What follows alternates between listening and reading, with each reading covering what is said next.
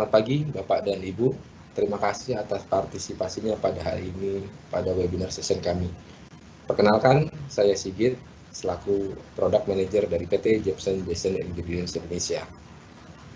Setelah sebelumnya kami mengadakan webinar dengan topik Clean Label Positioning in Plant and Meat Processing, pada hari ini kami akan mengangkat topik mengenai Enzymatic Solution for Dairy Alternative Innovation. Hadir bersama saya, Ibu Cynthia Lestari selaku Food Department Manager dari PT Jepsen Jason Ingredients Indonesia, dan Ibu Francisca Fania selaku Sales Support dari Amano Enzyme Jepang. Agenda hari ini kami akan mengangkat dua subjek. Yang pertama adalah pendorong market trend Dairy Alternative Innovation yang akan dibawakan oleh Ibu Cynthia Lestari, dan selanjutnya subjek solusi enzimatik untuk produk plant-based yang akan dibawakan oleh Ibu Francisca Fania. Untuk subjek pertama, saya persilahkan Ibu Cynthia Lestari. Terima kasih banyak Pak Sigit untuk perkenalannya. Selamat pagi Bapak Ibu peserta webinar Enzymatic Solution untuk Dairy Alternative Innovation. Sebelum memasuki sesi pendorong tren dari dairy alternatif, saya ingin memperkenalkan Jepsen Jason Ingredients terlebih dahulu. Jepsen Jason Ingredients merupakan perusahaan distribusi yang berada di 9 negara Asia, China, Myanmar, Thailand, Vietnam, Filipina, Kamboja, Malaysia, Singapura, dan Indonesia. Di Indonesia, kami memiliki kantor cabang di Medan dan Surabaya, dan kami berpusat di Jakarta.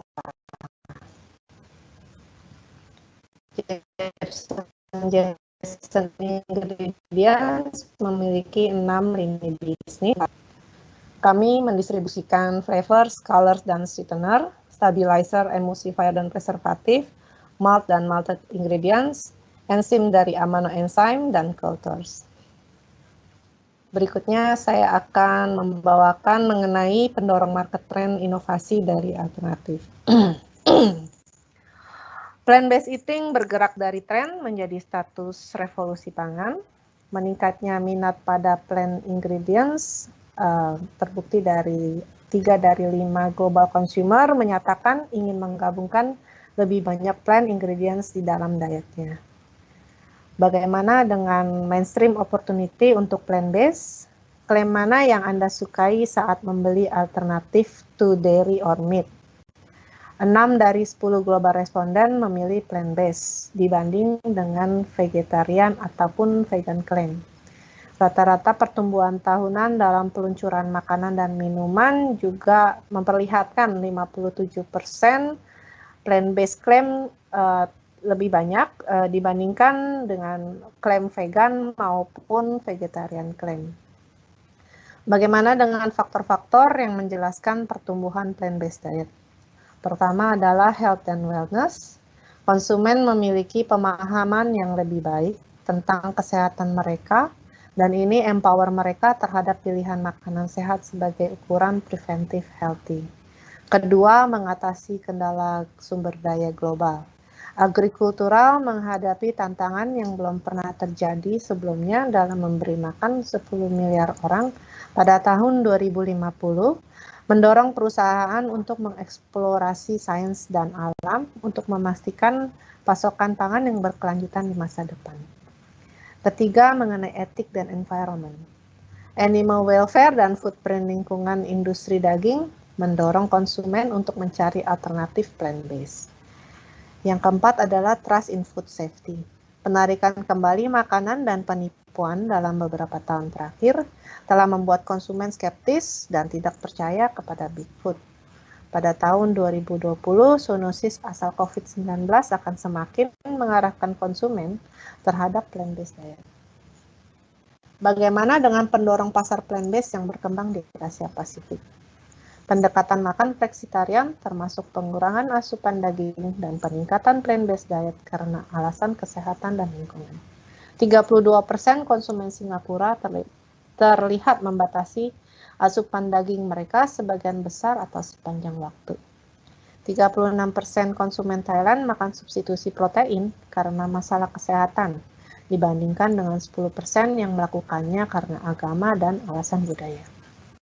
55% konsumen Singapura setuju bahwa makanan nabati lebih baik untuk lingkungan daripada daging dan produk susu. Dari segi inovasi eko dan etikal, Asia Pasifik tertinggal dari Eropa. 63% North America menunjukkan new product development dalam pengganti daging dan produk telur, dibandingkan Asia Pasifik sebanyak 30% untuk produk launch pengganti daging dan produk telur. Kemudian bagaimana plant-based diet mendapatkan daya tarik di Indonesia? Sebanyak 42% dari metro Indonesia di tahun 2018 berencana untuk mengikuti plant-based diet dalam 12 bulan ke depan, dibandingkan tahun 2016 yang hanya sekitar 12%.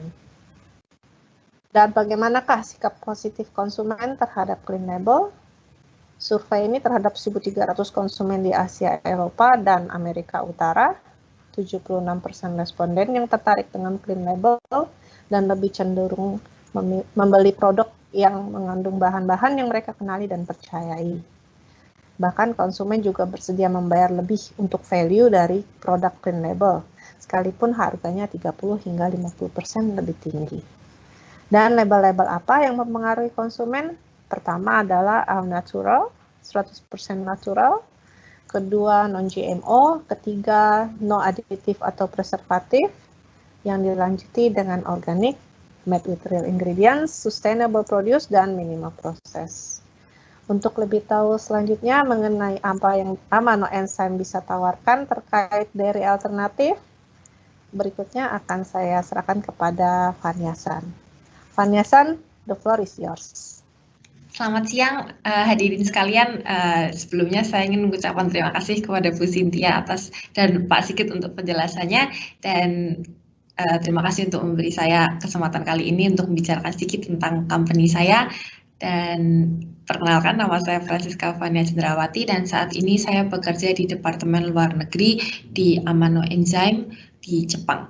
Dan kali ini saya akan, yang saya bilang tadi, ingin membicarakan sedikit tentang company saya dan produk company saya, yaitu enzim. Dan mungkin beberapa dari Bapak dan Ibu sekalian memikirkan apa itu enzim dan bagaimana enzim bekerja, maka mari kita mulai.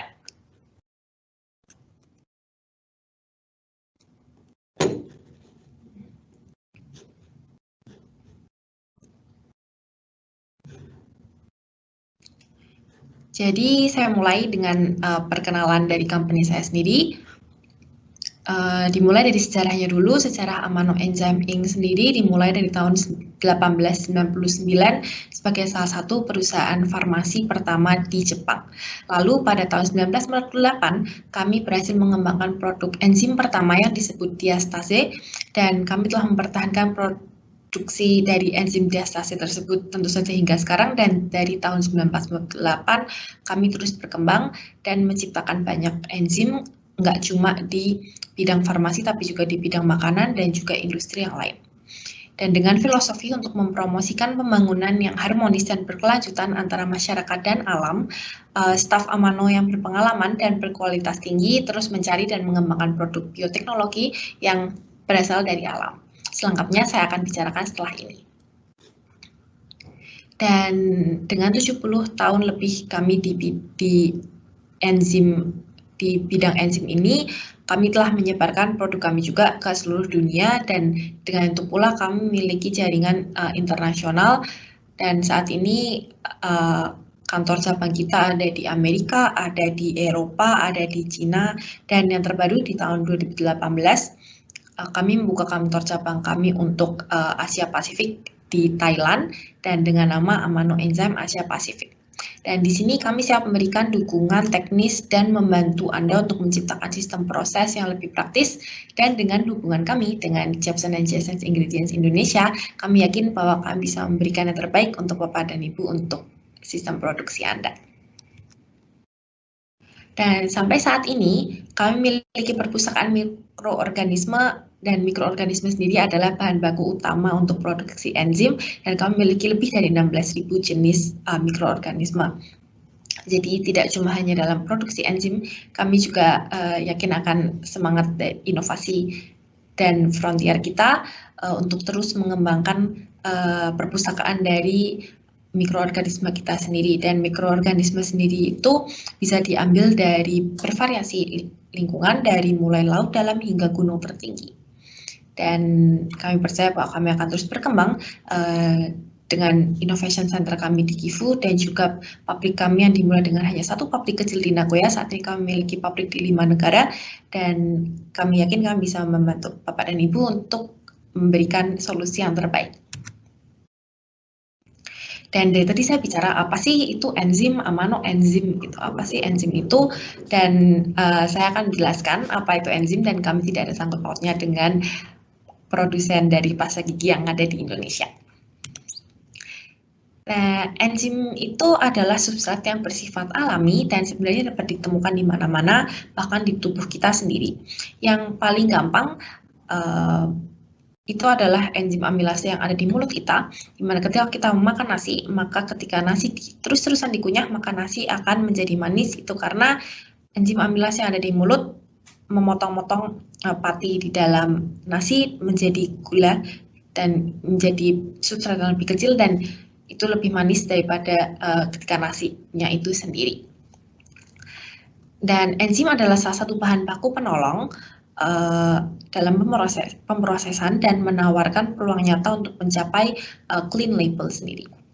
Dan enzim bersifat alami karena enzim terdiri dari asam amino kecil dan dapat ditemukan di mana-mana.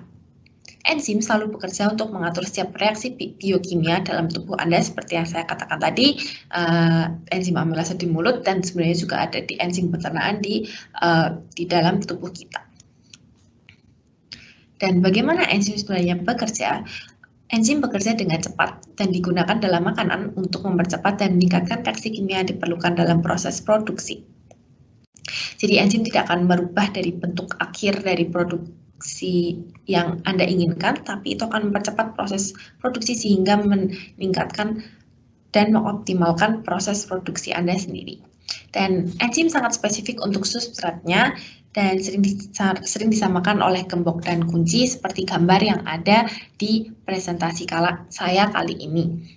Dan mudahnya adalah ketika kembali lagi ke pembicaraan saya tentang enzim amilase yang ada di mulut, itulah mengapa ketika kita makan karbohidrat yang banyak patinya, ketika kita kunyah terus-menerus itu akan menjadi manis.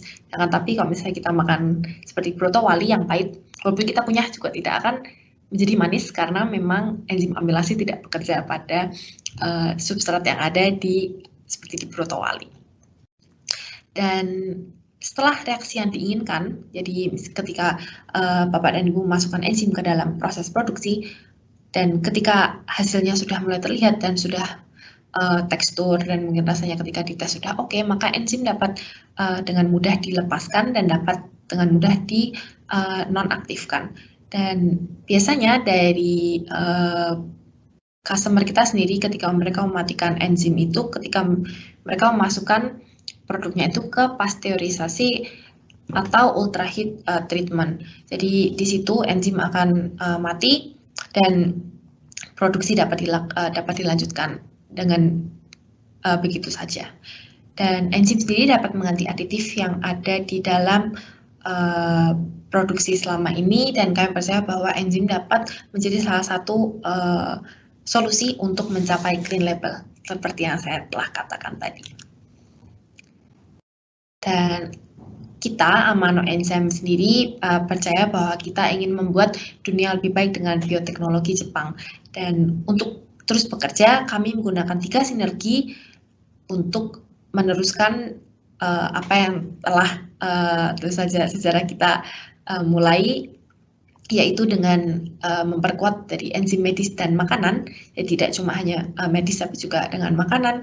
Lalu kita juga dengan sinergi dari sistem fermentasi kita, bahwa kita memiliki fermentasi jamur atau fermentasi di lingkungan yang kering, dan juga fermentasi cair yaitu di lingkungan yang basah untuk mikroorganisme kita.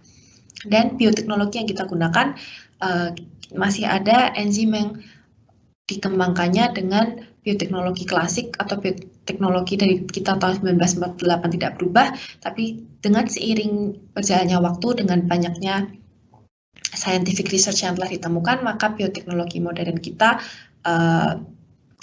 bioteknologi yang kita gunakan untuk enzim kita juga mulai bersifat modern. Dan untuk servis kita sendiri, kita percaya bahwa produk kami melewati proses evaluasi yang berstandar internasional dan kita juga mematuhi setiap aturan di setiap negara.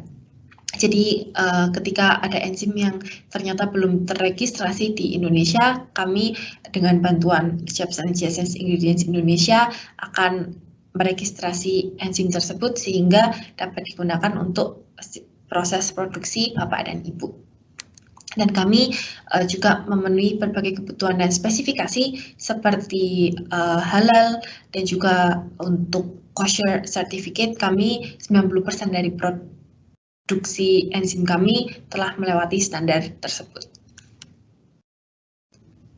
Dan dapat disimpulkan bahwa servis kita sendiri bisa untuk makanan, bisa untuk suplemen, bisa untuk industri, bisa untuk juga biomedical atau juga untuk SMPG untuk mengetes blood glucose, gula darah, dan juga kita juga bisa sebenarnya custom ketika Bapak dan Ibu memiliki keinginan kuat untuk membuat enzim khusus, maka kami juga ada untuk membantu Bapak dan Ibu sekalian. Dan kita kembali lagi ke pembicaraan tentang plant-based. Apa sih itu plant-based drinks gitu? Pasti sudah banyak yang dengar ya. Yang seperti yang udah Bu Cynthia jelaskan, trendset vegan dan vegetarian itu juga sudah cukup kuat dan habis ini tentu saja akan terus berkembang.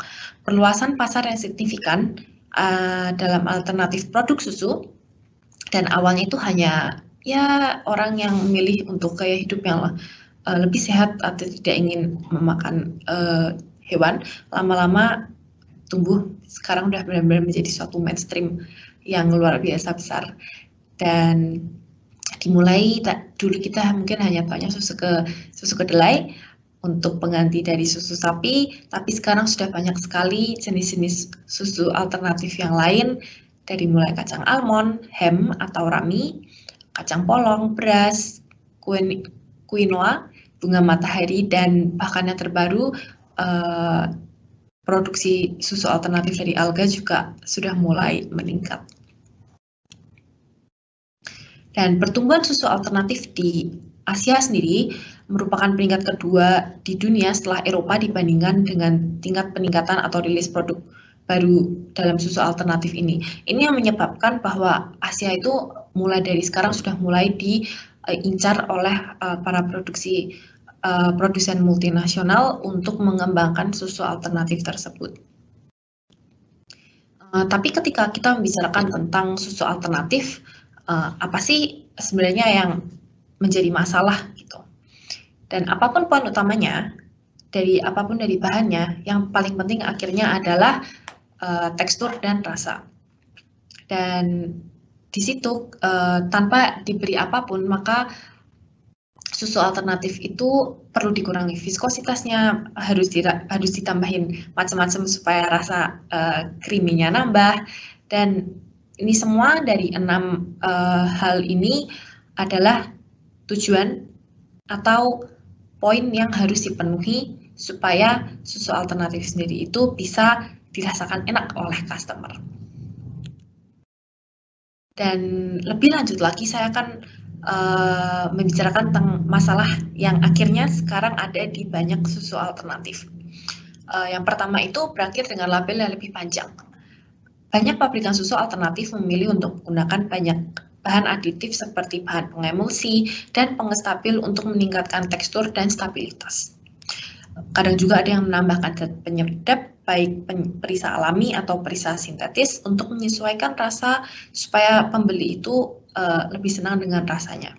Kadang bahkan krim bubuk dan minyak juga ditambahkan supaya rasanya lebih creamy. Itu semua telah mengakibatkan konsumen bertanya-tanya apakah produk alternatif susu itu sebenarnya sehat atau malah jangan-jangan lebih nggak sehat daripada susu sapi. Dan berdasarkan hasil sebuah riset, 67% konsumen percaya bahwa label dengan komposisi yang lebih sedikit adalah produk yang lebih baik. Selain itu, kami juga menemukan bahwa susu alternatif itu kebanyakan itu astringensinya itu kuat dan creamy-nya itu kurang. Dan astringensi itu apa sih? Astringensi itu adalah rasa kuat yang membuat kering di mulut, dan pasti kan nggak enak habis kita minum susu malah merasakan rasa kering yang nggak enak di dalam mulut itu juga salah satu dari masalah yang ada di susu alternatif yang kita temukan. Lalu yang ketiga itu seringkali banyak ditemukan ketika kita riset juga dengan customer yang fokusnya itu di barista type atau untuk dicampur dengan susu atau dicampur dengan kopi atau teh. Susunya itu akan mengental atau tidak, atau kita sebutnya biasanya sekarang curdling.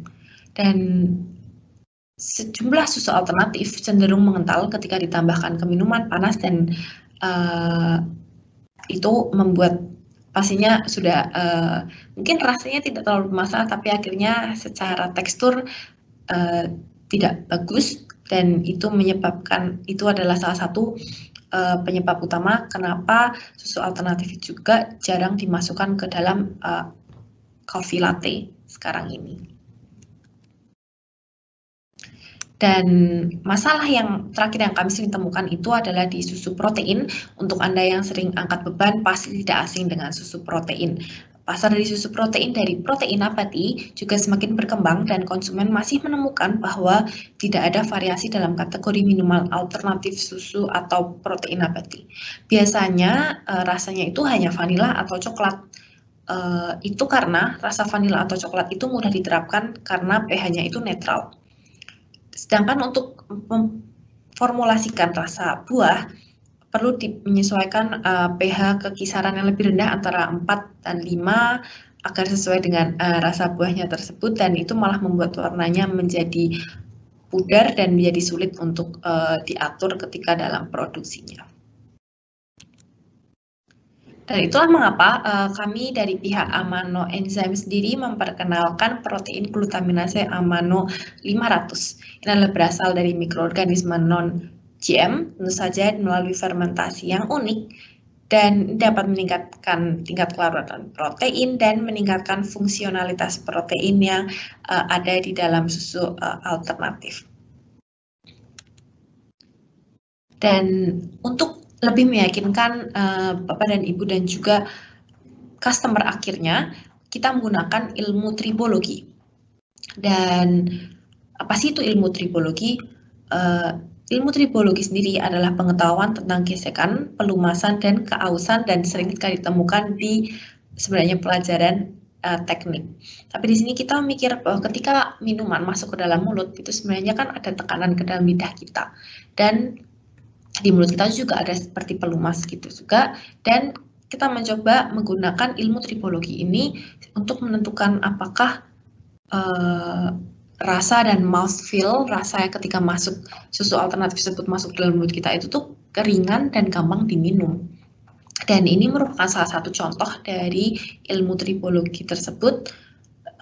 Dan sekarang mulai banyak juga produsen yang mulai menerapkan tribologi pada produk makanan mereka dan korelasinya dengan atribut sensorik yang ada di mulut kita. Dan ini hanya merupakan contoh dari ilmu tribologi bagaimana diterapkan dalam mulut, dan ada rumusnya. Jadi mungkin jika lebih ingin tahu lebih lanjut lagi, silakan hubungi kami. Dan ini adalah hasil dari susu alternatif yang telah kita tambahkan protein glutaminase amano 500 atau kita sering sebut dengan PG3500 dalam mengoptimalkan rasa produk susu alternatif di mulut. Dan kita bisa lihat bahwa enzim menurunkan koefisien gesekan dalam susu kedelai yang telah kita campur dengan PG3500, dan hasil evaluasi sensorik ini mengonfirmasi peningkatan rasa di mulut. Dan itu berarti bahwa susu kedelai yang telah ditambahkan oleh PG3500 dapat lebih mudah diminum dan lebih ringan, dan juga rasanya tidak berat di mulut. Jadi kita lebih segar ketika habis minum susu kedelai tersebut. Lalu mengenai masalah yang tadi pengentalan ketika dicampur dengan kopi, kita mencoba membandingkan antara antara dari susu alternatif yang tanpa dicampur apapun dengan susu alternatif yang telah dicampur oleh PG3500. Jadi yang belum tambahin apa-apa itu akan melihat pengentalannya, sedangkan yang telah kita campur dengan PG3500 itu bisa kita lihat dapat mengurangi dadihnya atau sedimennya dan sangat cocok ditambahkan ke kopi untuk membuat kopi latte. Dan kita telah mengetes di 6 susu alternatif, yaitu di susu almond, di minuman almond, di minuman hemp atau rami, di susu kedelai, kacang cashew, kacang polong, dan juga kacang tanah.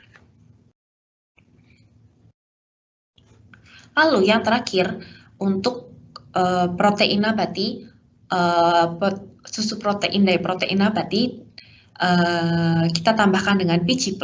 PG+ itu tadi PG3500 kita tambah dengan beberapa ingredients khusus yang memang dikhususkan untuk susu protein ini. Dan kita telah terus mengembangkan PG3500 ini supaya bisa diterapkan di semua susu alternatif. Dan apa sih bedanya ketika PG+ ini dimasukkan ke dalam produksi untuk susu protein, maka pH plusnya itu akan membantu supaya pH-nya itu bukan netral, tapi supaya pH-nya itu tetap stabil, sehingga bisa kita lihat yang tanpa enzim itu akan membuat sedimen dan malah terpisah, sedangkan yang dengan enzim PG+ itu bisa tercampur dengan baik. Maka itu ini solusi untuk nggak cuma susu alternatif yang ada di pasaran, tapi juga untuk Bapak dan Ibu yang ingin mengembangkan susu alternatif untuk kopi susu, untuk warung kopi, dan juga untuk susu protein. Dan kami percaya bahwa kami memiliki solusi untuk mengembangkan produk susu alternatif yang lebih lembut dan mengentaskan semua masalah yang tadi saya telah sebutkan di depan.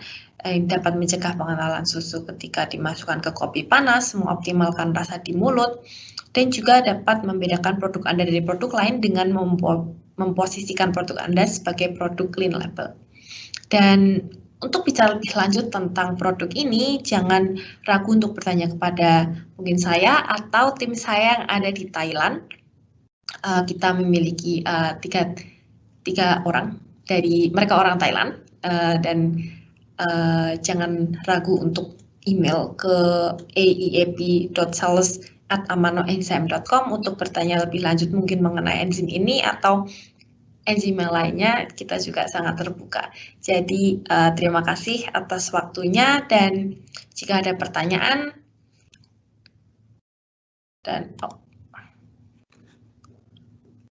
dan saya habis ini tertarik untuk mendengarkan. Jika ada pertanyaan, silahkan. Terima kasih. Terima kasih banyak Bu Fania untuk penjelasan terkait amino enzim dan fungsinya dalam dairy alternatif. Kita akan memasuki forum diskusi. Untuk Bu Cynthia, apakah ada concern terkait penggunaan enzim PG dalam industri pangan? Fania-san, terima kasih atas penjelasannya. Jika kita menggunakan enzim dalam proses, bagaimana setelah selesai proses itu kita tahu bahwa enzim itu sudah tidak aktif sepenuhnya? Apakah ada metode analisis untuk itu? Enzim itu pada dasarnya tuh lemah terhadap panas nih Bu. Jadi ketika produk akan dipasteurisasi, terutama dengan sistem UHT, kita ngomongin susu ya, kan ada susu UHT itu ultrahit itu, maka enzim akan dinonaktifkan. Soalnya kan di atas 100 derajat ya, itu UHT itu. Ada banyak metode analisis yang dapat digunakan sih sebenarnya kalau misalnya kita memang mau melihat benar-benar masih ada enzimnya apa enggak. Tapi kalau misalnya mau tahu kayak lebih lanjut tentang metodenya itu, biar sesuai sama mungkin yang Bapak dan Ibu lah yang kayak produsennya mau pastiin dengan enzimnya itu, kontak kita aja atau kontak tim JJ juga ya Bu ya, kalau misalnya mau tahu lebih lanjut tentang metode analisisnya. Oke, oke. Terima kasih Bu Fania. Ya, menyambung dari Bu Cynthia, Bu Fania, saya juga ingin menanyakan terkait lamanya waktu yang dibutuhkan untuk enzim itu bekerja. Jadi PG ini berapa lama sih di proses itu perlu waktunya untuk bekerja? Kemudian presentasi enzim yang digunakan itu sendiri. Kalau enzim pada umumnya itu biasanya untuk ditambahin itu 0,1% ya dari bahan berat dari bahan material yang digunakan. Tetapi akhirnya enzim itu benar-benar tergantung sama hasil yang diinginkan oleh setiap produsen. Jadi kalau ngomongin waktu ada yang 15 menit habis itu langsung enzimnya dimatiin, tapi bahkan ada juga yang bisa sampai 1 jam. Terus laju reaksinya sendiri, jadi misalnya 15 menit dan 1 jam itu bisa saja hasilnya sama tergantung sama material-material yang lain juga sama pH dari kondisi ketika waktu dicampur sama enzimnya, dosisnya, terus akhirnya substrat dari produksinya itu sendiri. Tapi kalau misalnya kita ngomongin susu, kayak susu alternatif pada umumnya itu, yang kita tahu dari customer kita itu terbaiknya itu sekitar 30 menit sampai 2 jam di inkubasi, terus habis itu masuk ke pasteurisasi. Jadi kalau memang untuk minuman, memang cenderung lebih lama sih. Oke. Berarti di suhu bisa diulang lagi nggak Bu, sorry, terkait dengan pH dan suhu optimal dari PG 500 ini. Kemudian untuk PG misalnya di suhu dingin, anggaplah misalnya di proses ice cream atau yang lainnya, apakah enzim tersebut juga bisa bekerja di suhu dingin? Kalau kita ngomongin tentang protein glutaminase yang tadi PG itu sendiri itu optimalnya antara pH 5 dan 9. Terus optimum temperaturnya itu di 50 derajat Celcius. Terus umumnya optimalnya tuh 50 derajat, tapi akhirnya waktu inkubasi itu tuh antara 40 sampai 60 derajat Celcius. Kalau misalnya sampai ke suhu minus, kemungkinan enzimnya nggak mati, tapi juga nggak bakal bekerja. Jadi yang kita tahu selama itu minimal itu 5 sampai 10 derajat itu yang pasti PG masih bisa bekerja. Namun waktu inkubasinya itu bisa dari 12 sampai 24 jam. Tadi kan saya bilang sekitar 3 jam, 2 jam gitu. Tapi kalau misalnya benar-benar mau di suhu rendah antara 5 sampai 10 derajat itu butuh 12 sampai 24 jam. Terus kalau misalnya 50 derajat yang suhu optimumnya itu ya tadi cuma 1 sampai 3 jam. Gitu, Mas. Oke. Kalau untuk produk-produk non-dairy, Faniasan, terkadang kita mendapatkan rasa langu yang kurang enak. Bagaimana dengan enzim PG sendiri? Bisakah mengurangi rasa langu itu? Bisa sih Bu, berdasarkan pengalaman kami, PG itu memiliki kemampuan untuk mengurangi rasa langu dan meningkatkan rasa minumannya itu sendiri. Akhirnya mungkin memang beda-beda sih setiap orang, kayak baunya itu seberapa hilangnya tuh akhirnya setiap produsen sendiri memiliki batas kayak standarnya masing-masing, tapi selama ini sih yang kita dapat memang dengan enzim PG ini sendiri bisa ngilangin. Oh, oke. Kalau untuk satu lagi nih Bu, kan kita udah terbiasa membuat susu kedelai lah. Biasanya kita tambahin stabilizer Bu, istilahnya ya untuk ngurangin endapan, terus untuk nambah thickness. Nah, dengan adanya stabilizer di susu alternatif ini, apakah ditambahkan enzim lagi itu bisa mempengaruhi terhadap stabilitasnya? Selama ini sih saya nggak pernah dengar sih Bu. Ya, itu enzim nggak akan memengaruhi properti stabilizer yang ada di waktu proses produksinya itu. Terus kita yakin sih enzim yang kita produksi memang dengan teknologi tinggi dan udah dengan proses riset yang lama juga, jadi nggak akan mengganggu aktivitas lain yang ada di produk tersebut.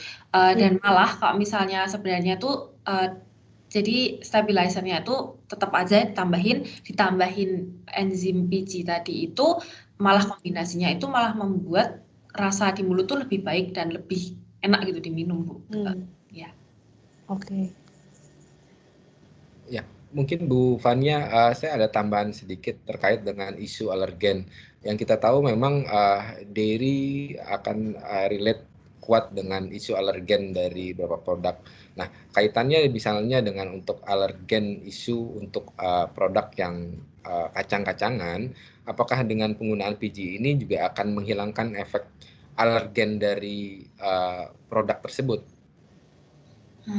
Alergen tuh ya sih sebenarnya juga jadi masalah yang sampai sekarang juga belum terlalu bisa kita pecahin.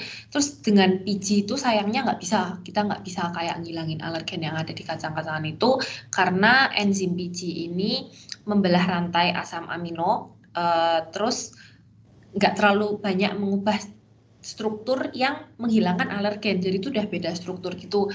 Tapi ada enzim yang memang bisa untuk menghilangkan alergen itu, tapi mungkin tidak terlalu cocok untuk minuman, tapi kalau memang untuk menghilangkan alergennya itu ada, jadi kontak saja sama tim sales sama JJ atau sama tim saya di Thailand. Terima kasih. Ya, terima kasih Bu Fania terkait diskusi kita pagi ini. Nah, sebelum mengakhiri sesi diskusi kita, saya ingin bertanya mengenai produk dairy alternatif lainnya, seperti keju vegan atau yogurt vegan, serta produk analog daging. Apakah Amano punya enzim juga yang spesifik di aplikasi tersebut? Iya sih, bener sih. Kita sadar kok misalnya sekarang tren yaitu vegan vegetarian tuh nggak cuma sama di minuman doang. Jadi kita sekarang tim kami nggak cuma dari Jepang, dari gabungan antara tim Jepang, tim Thailand, tim Eropa, tim Cina dan tim Amerika benar-benar gabung. Terus sekarang lagi membuat enzim atau kumpulan enzim yang paling cocok untuk yaitu keju atau yogurt atau yaitu daging itu. Jadi tunggu kabarnya sebentar lagi. Ya, terima kasih Ya. Mas. Kabarnya kita harap secepatnya ya, Bu Fani. Iya, siap. Semoga peserta di sini juga cukup tertarik dengan diskusi kita kali ini. Kemudian informasi yang barusan terakhir disampaikan juga cukup menarik untuk pengembangan industri di Indonesia, khususnya untuk yang produk dairy alternative base ataupun vegan ataupun dengan analog dari daging itu sendiri. Sekali lagi saya ucapkan terima kasih Ibu Fania untuk materi presentasinya, kemudian Ibu Cynthia juga untuk waktunya memberikan presentasi mengenai market trend di Indonesia. Kemudian kepada seluruh peserta webinar hari ini, saya mengucapkan terima kasih dan kami juga mengucapkan terima kasih dari Jepsen Jason dan dari Amano Enzyme. Semoga di lain waktu kita dapat bertemu dan memberikan informasi lain yang menarik buat teman-teman di industri. Demikian, terima kasih.